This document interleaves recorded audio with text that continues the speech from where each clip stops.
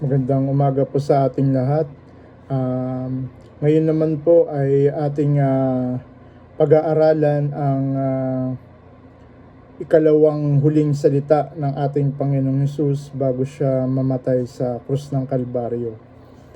Ito ay makikita natin at matatagpuan sa Lucas chapter 23 verse 43. Ang sabi doon, sumagot si Jesus, sasabihin ko sa iyo ang totoo.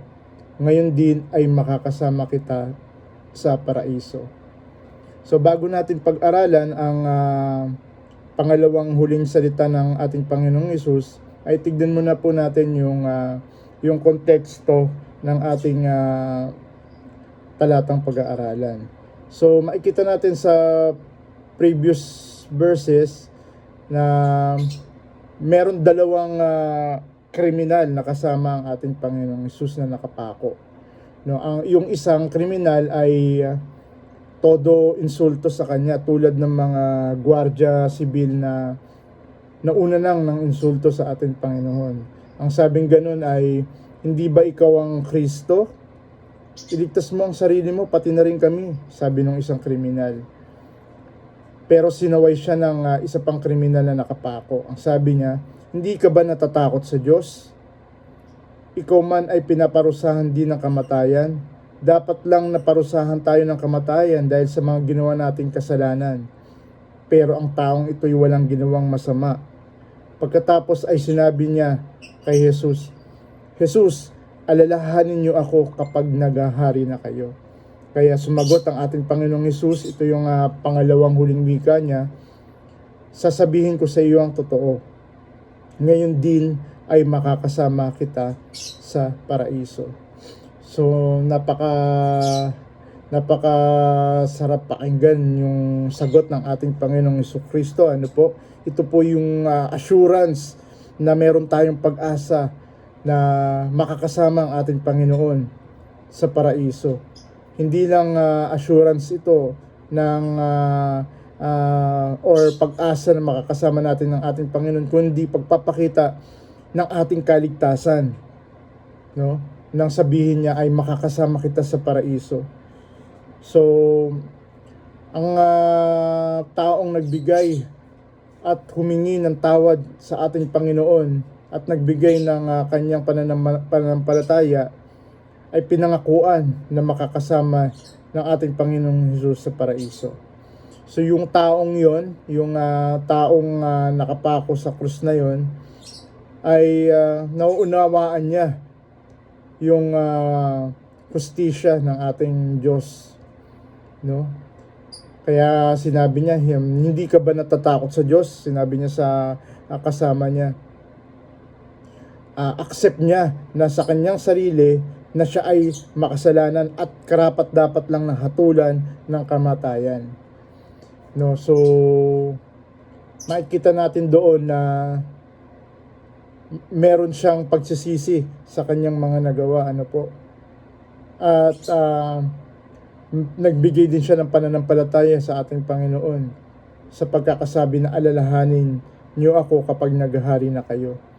Kung titingnan nga natin to mga kapatid, ay ito ay extraordinary na pananampalataya na halos na hindi nakikita ng ating mga mata. Bakit? Kasi kung titignan natin, ang nakikita ng mata ng kriminal na yun, duguan, may koronang tinik, halos malapit ng mamatay, no? Siguro halos parang nagbubuntong hininga na siya dahil sa sobrang paghihirap na nagawa ng ating Panginoong Hesus. Tapos kikilalanin niya na merong kaharian ito o merong paghaharian na sabi niya, alalahanin mo ako kapag naghahari ka na.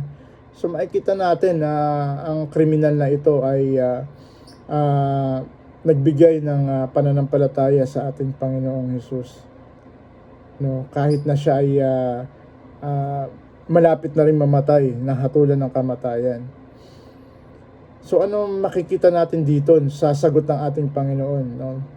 Makikita natin dito yung katotohanan na ang kaligtasan po ay hindi lang natin makikita sa mga mabubuting gawa o sakripisyo na ginawa ng tao, o kahit man sa tagal-tagal na nating pagiging relihiyoso, ano, hindi dun makikita na yung ating pagkamit ng kaligtasan, kung hindi makikita lamang ito sa pamamagitan ng pananampalataya sa ating Panginoong Hesus. Pananampalataya na merong takot sa Diyos at pag-accept na tayo ay makasalanan. Ano po?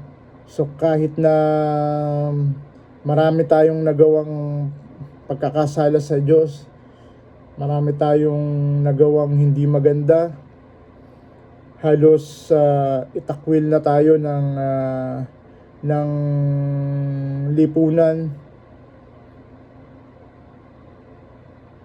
kailanman hindi tayo kinalimutan ng Diyos kung tayo ay lalapit sa ating Panginoon at magbibigay ng pananampalataya sa Kanya. Kaya napakahalaga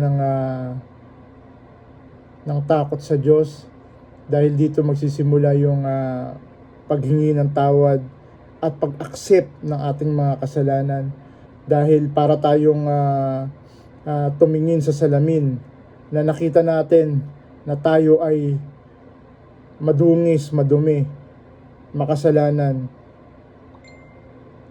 ngunit nakikita natin yung kalinisan ng ating Panginoon, na siya'y banal, na itinuring na makasalanan para sa atin. So yung biyaya ng ating Panginoon, makikita natin na walang limitasyon.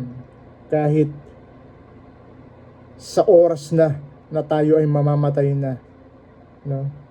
Sa oras ng kamatayan, na malapit na tayong mamatay, na hindi man tayo naging banal pa ng mga una natin ginawa, ngunit kahit sa oras na sandaling ngayon ng ating buhay, makita natin ang mapahayag natin ng ating pananampalataya sa ating Panginoon. Makakamtan natin yung sinabi ng ating Panginoon na makakasama natin siya sa paraiso. Kaya mga kapatid, ang salitang ito ay isa sa mga katotohanan na ang kaligtasan ay pinaghirapan ng ating Panginoong Hesus 2,000 years ago.